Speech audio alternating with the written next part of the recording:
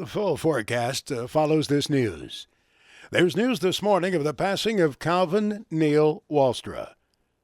Mr. Walstra was born June 3, 1942, to John and Tilly Walstra in DeMott, Indiana. Cal was the oldest of the four boys. Brothers Glenn, Rich, and Don came along later. They grew up in that white farmhouse on Range Line Road, and they all worked hard as a family farming that sandy soil. Truck farming, they called it. You know, sweet corn, melons, cucumbers, the fresh produce you buy at the roadside stand in the summer. And they were big in asparagus, too. Cal spent countless hours on the seat of that Farmall Super C tractor, learning hard work, determination, and the entrepreneurial spirit.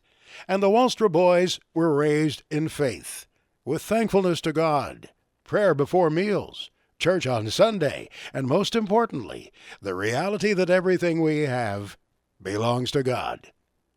As the oldest boy, Cal knew there was not a future for him on the farm, so after high school he headed toward Chicago for an education at Trinity Christian College.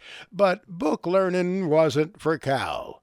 However, a professor saw his work ethic, and he knew that Cal would do better at a job than at school. Dr. Searfeld helped him get his first job in the insurance business, and a sales career was born. Cal went on to be a top salesman for decades with the Woodman Accident and Life Company of Lincoln, Nebraska. In 1963, Cal married Ruth Leap, and they settled in Wheaton, Illinois, where they would raise their daughter Brenda and son Greg. They had so many good times as a family, 4th of July fireworks in Grand Haven, or pulling water skiers around Silver Lake. Sadly, Cal and Ruth divorced in 1990. And sometime later in 1991, Cal married Grace Baltice.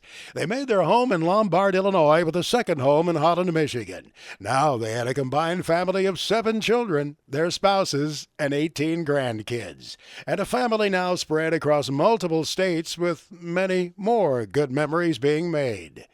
Now, and the great-grandkids, well, they lost count of them, but they're still coming.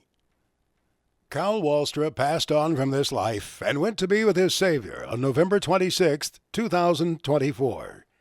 Cal did not fear death. In fact, he always said, and these were his words, "I am not my own, but belong body and soul to my faithful Savior, Jesus Christ." Cal will be remembered for his faithfulness to God, his commitment to his family, his generosity to Christian ministry, and using the gifts God gave him to their fullest extent. He will always be remembered by those close to him, and Cal will be missed. That is, until we are reunited again.